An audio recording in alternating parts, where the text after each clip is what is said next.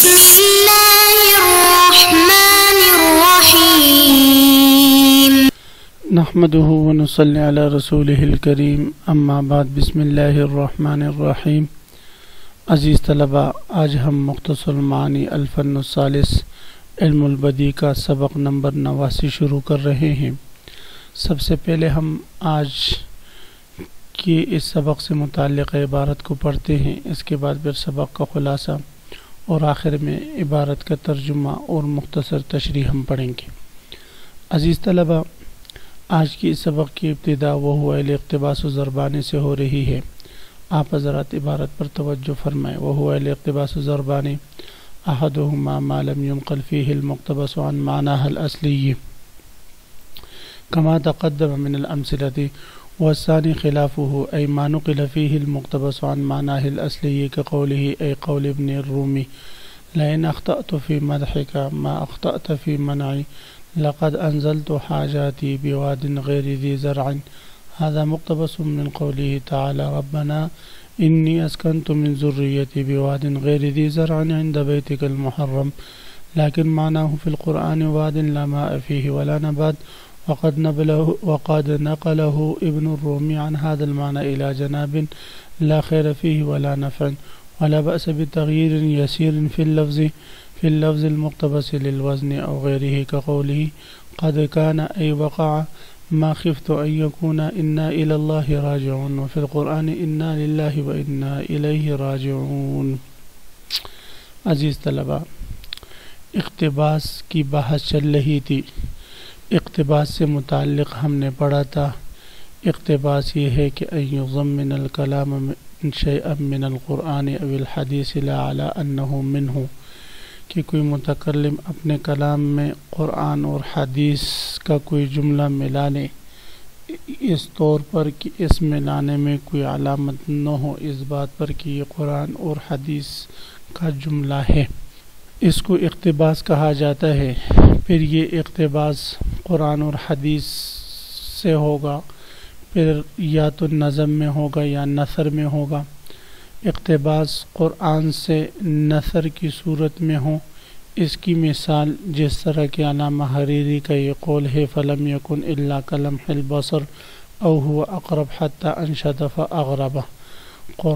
اقتباس یہ قرآن سے ہو اور شعر کی صورت میں ہو، جیسے ان كنت أزمعت ما من غیر ما جرم فصبر جمیل، وإن تبدلت بنا غیرنا فحسبنا اللہ ونعم الوکیل۔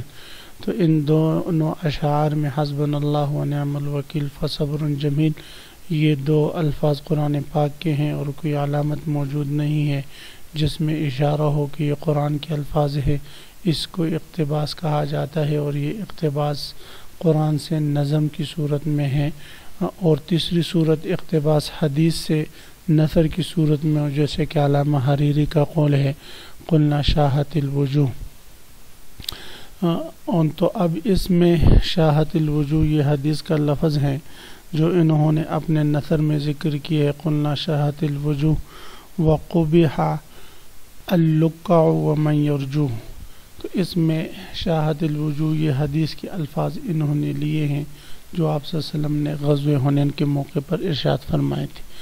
اور چوتھی صورت اقتباس کی یہ ہے کہ اقتباس حدیث سے نظم کی صورت میں ہو، جیسے کہ ابن عباد کا یہ شعر ہے قال لی ان رقیبی سیء الخلق فداری قلت دانی وجہک الجنت خفت بالمکارہ۔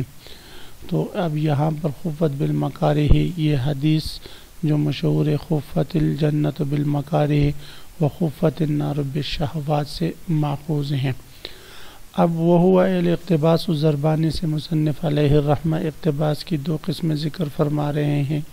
ایک یہ ہے کہ مقتبس کو اپنے اصل معنی سے منتقل نہ کیا جائے، یعنی قرآن اور حدیث سے لیا گیا حصہ یا لیا گیا لفظ اپنے اصلی معنی سے منتقل نہ کیا جائے، بلکہ قرآن اور حدیث میں جو اس کا اصلی معنی ہو وہی اصلی معنی یہاں پر بھی برقرار رکھا جائے۔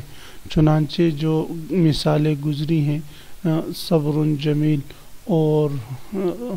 اور اسی طرح ان رقیبی سیء الخلق فدانی، کہ فَإِن دَانِ وَجْهُكَ الْجَنَّةُ خُفَّتْ بِالْمَكَارِهِ یا شاہت الوجوہ. تو یہ جتنے بھی اقتباسات ہیں ان میں لفظ مقتبس جو ہے وہ اپنے معنی اصلی میں ہے، معنی اصلی سے ان کو منتقل نہیں کیا گیا.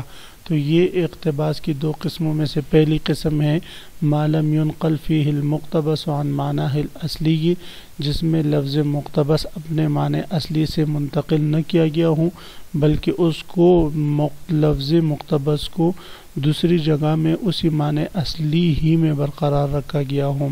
کما تقدم من الامثلہ، جس طرح کہ پہلے اس کی مثالیں گزر چکی.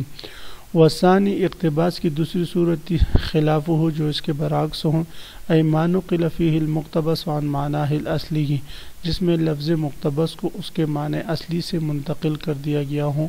یعنی جو لفظ مقتبس کا معنی قرآن اور حدیث میں تھا تو اس متکلم نے وہاں سے اقتباس کر کے اپنے کلام میں اس لفظ کو شامل کر کے دوسرا معنی اس سے مراد لیا ہوں.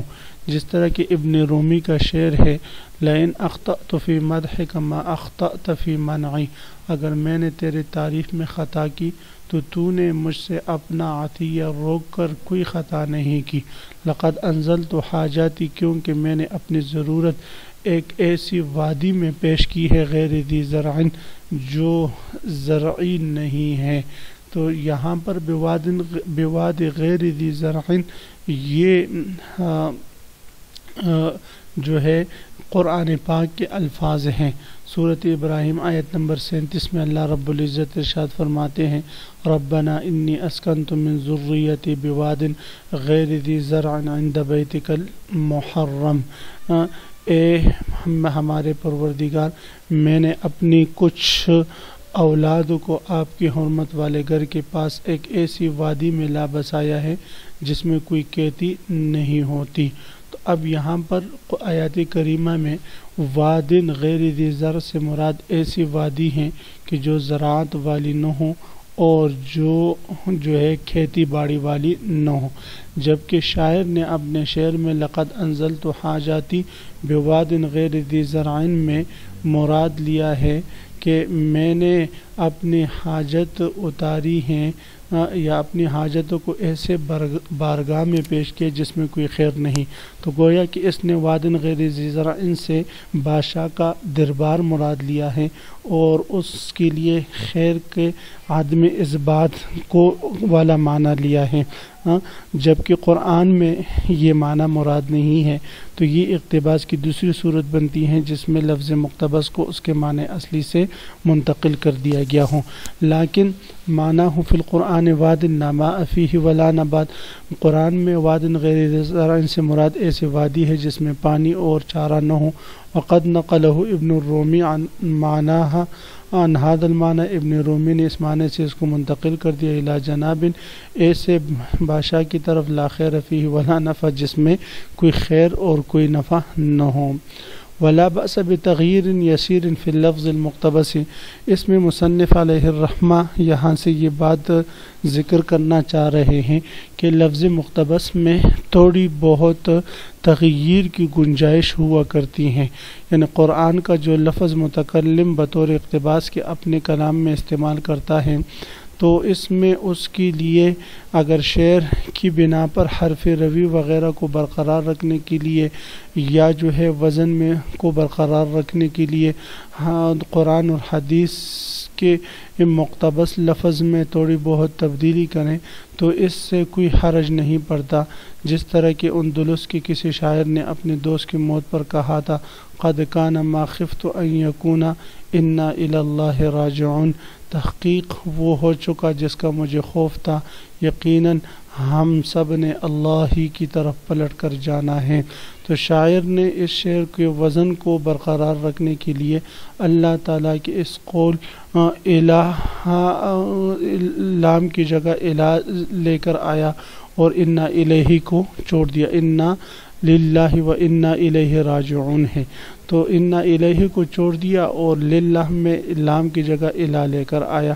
تو یہی بات ذکر فرما رہے ولا بأس بتغییر یسیر فی اللفظ المقتبس، لفظ مقتبس میں تھوڑی بہت تبدیلی سے کوئی حرج نہیں پڑتا، کا قولہ جس طرح کہ یہ رومی کا شاعر کا شعر ہے قد کانا اے وقع تحقیق واقع ہو چکا ما خفت وہ چیز جس کا مجھے ڈر تھا ان یکونا انا الی اللہ راجعون یقیناً ہم سب نے اللہ کی طرف پلٹنا ہے، وفی القرآن انا للہ و انا الیہ راجعون۔ عزیز طلبہ، اسی کے ساتھ آج کے سبق کا اختتام ہوا۔ سبق کا خلاصہ یہ ہوا کہ ہم نے اقتباس کی دو قسمیں پڑھی۔ پہلی قسم یہ ہے کہ لفظ مقتبس اپنے اصلی معنی پر برقرار رکھے متکلم، اور دوسری قسم یہ ہے کہ لفظ مقتبس میں تھوڑی بہت تبدیلی کرے، اس کا معنی اصلی وہ نہ لیں اور دوسرے معنی اس سے مراد لے لیں۔ پھر آخر میں ہم نے پڑھا کہ لفظ مقتبس میں وزن شعری کی بنا پر، حرف روی کی بنا پر تھوڑی بہت تبدیلی کی گنجائش ہیں۔ اب حضرات سبق کو خوب غور سے سنیں سمجھیں۔ اللہ تعالی ہم سب کا حامی و ناصر ہو، آمین۔ وآخر دعوانا ان الحمد للہ رب العالمین۔